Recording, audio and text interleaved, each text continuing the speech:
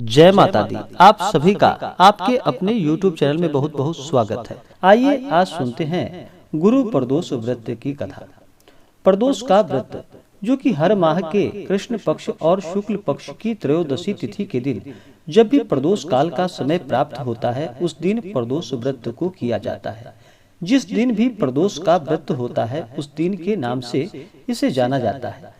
गुरुवार के दिन जो भी प्रदोष का व्रत पड़ता है उसे गुरु प्रदोष व्रत के नाम से जाना जाता है। तो आइए सुनते हैं गुरु प्रदोष व्रत की कथा। तो बोलिए प्रेम से भगवान भोलेनाथ की जय, माता पार्वती की जय। एक समय की बात है कि एक बार इंद्र और वृत्रासुर की सेना में घनघोर युद्ध हुआ। देवताओं ने दैत्य सेना को पराजित कर नष्ट भ्रष्ट कर डाला। यह देखकर वृत्रासुर अत्यंत क्रोधित हो गया और स्वयं युद्ध के लिए तैयार हुआ। आसुरी माया से उसने विकराल रूप धारण कर लिया। सभी देवता भयभीत हो गए और गुरुदेव बृहस्पति की शरण में सब पहुँचे। बृहस्पति महाराज बोले, पहले मैं तुम्हें वृत्रासुर का वास्तविक परिचय दे दूं। वृत्रासुर बड़ा ही तपस्वी और कर्मनिष्ठ है। उसने गंधमादन पर्वत पर घोर तपस्या कर भगवान भोलेनाथ जी को प्रसन्न किया था। पूर्व समय में वह चित्ररथ नाम का राजा था। एक बार वह अपने विमान से कैलाश पर्वत चला गया। वहां भगवान भोलेनाथ जी के वाम अंग में माता पार्वती को विराजमान देखकर उपहास पूर्वक बोला कि हे प्रभु, मोह माया में फंसे होने के कारण हम स्त्रियों के वशीभूत रहते हैं, किंतु देवलोक में भी ऐसा दृष्टिगोचर नहीं हुआ कि स्त्री आलिंगनबद्ध हो सभा में बैठे।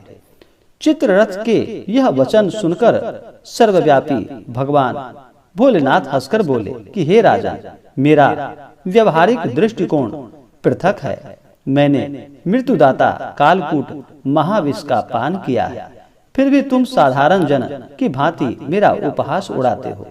माता पार्वती जी क्रोधित होकर चित्ररथ से संबोधित हुई और चित्ररथ को बोली कि अरे दुष्ट, तूने सर्वव्यापी महेश्वर के साथ ही मेरा भी उपहास उड़ाया है। अतएव मैं तुझे शिक्षा दूंगी कि फिर तू ऐसे संतों के उपहास का दुस्साहस कभी नहीं कर पाएगा। हे चित्ररथ, मैं तुझे श्राप देती हूँ कि तू अब दैत्य का रूप धारण कर विमान से नीचे गिर जा। इस प्रकार माता पार्वती भवानी के अभिशाप से चित्ररथ राक्षस योनि को प्राप्त हो गया और त्वष्टा नामक ऋषि के श्रेष्ठ तप से उत्पन्न हो वृत्रासुर बना।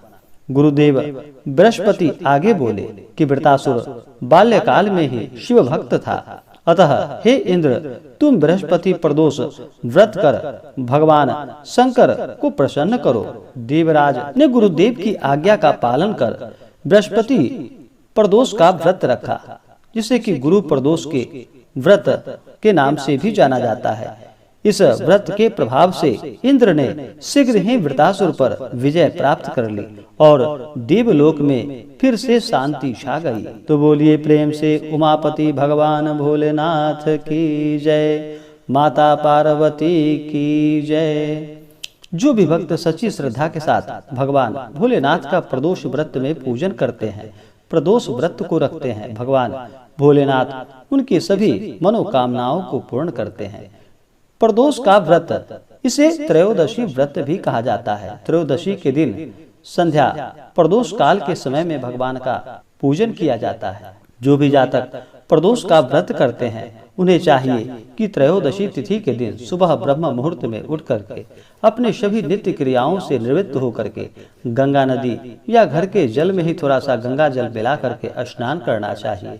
शुद्ध वस्त्र धारण करके मन में संकल्प लेना चाहिए कि हे भगवान भोलेनाथ, हे माता पार्वती, आज मैं आपके प्रदोष का व्रत करने जा रहा हूँ या करने जा रही हूँ। इस प्रकार से भगवान से प्रार्थना करनी चाहिए।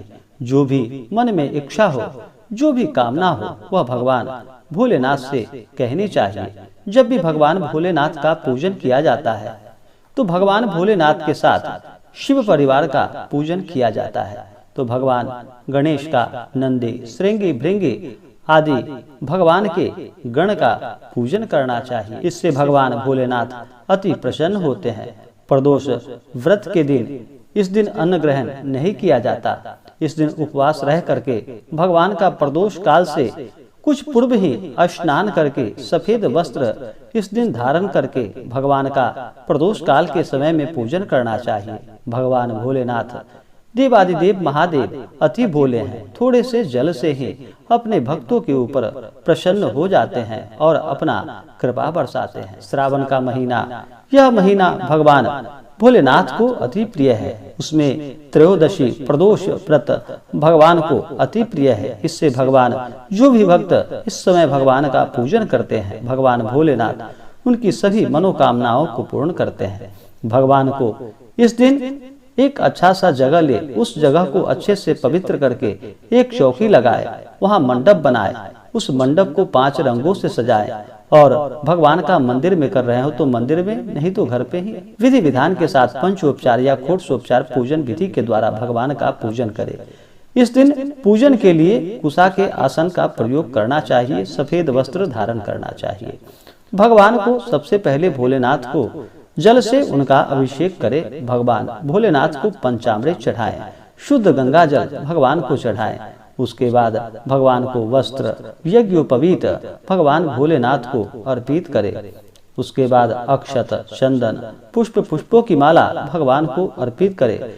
भगवान भोलेनाथ को बिल्वपत्र अति प्रिय है। बिल्वपत्र 3 पत्तों वाला हो तो वह उससे भगवान अति प्रसन्न होते हैं। 3 पत्ते वाला ही भगवान भोलेनाथ को बिल्वपत्र अर्पित किया जाता है।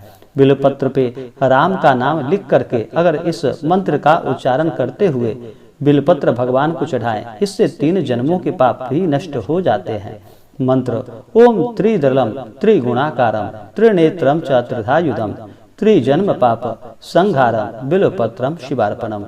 इस प्रकार मंत्र का उच्चारण करते हुए अगर यह मंत्र बोलना संभव ना हो तो ओम नमः शिवाय इस मंत्र का जप करे।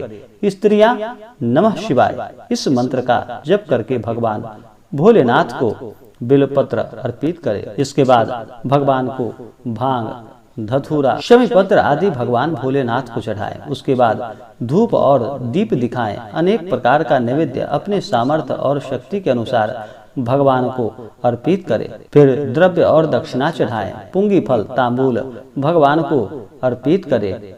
इसके बाद इसी प्रकार से माता पार्वती का पूजन करें। किसी भी व्रत में सबसे पहले भगवान गणेश का पूजन किया जाता है, तो सबसे पहले भगवान गणेश का ही पूजन करें। उसके बाद भगवान के गणों का पूजन करें, फिर पार्वती माता का, फिर भगवान भोलेनाथ का। इसी प्रकार से भगवान का पूजन करते हुए, भगवान का नाम जप करते हुए धर्म कर्म का कार्य करना चाहिए। प्रदोष व्रत के दिन, इस दिन किसी के ऊपर क्रोध नहीं करना चाहिए। अपने मन में ईर्ष्या या द्वेष का भाव किसी के प्रति अपने मन में नहीं लानी चाहिए। इस दिन अपने से बड़ों का सदा ही आदर और सम्मान करना चाहिए। महिलाओं का सदा ही आदर और सम्मान करना चाहिए। जहाँ पर महिलाओं का सम्मान होता है वहाँ माता स्त्री लक्ष्मी का वास होता है। तो महिलाओं का सदा ही सम्मान करे। गरीबों को भोजन कराए, ब्राह्मणों को भोजन कराए, ब्राह्मणों को दान और दक्षिणा दे। इससे अनंत गुना पुण्य फलों की प्राप्ति होती है।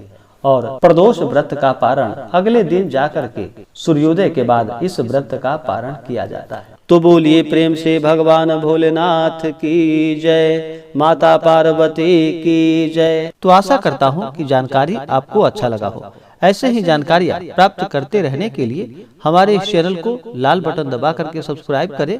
साथ में बेल आइकन घंटी को दबाना न भूलें, ताकि मेरे वीडियो का नोटिफिकेशन आपको समय से मिलता रहे। वीडियो को लाइक करें, शेयर करें। जय माता दी, धन्यवाद।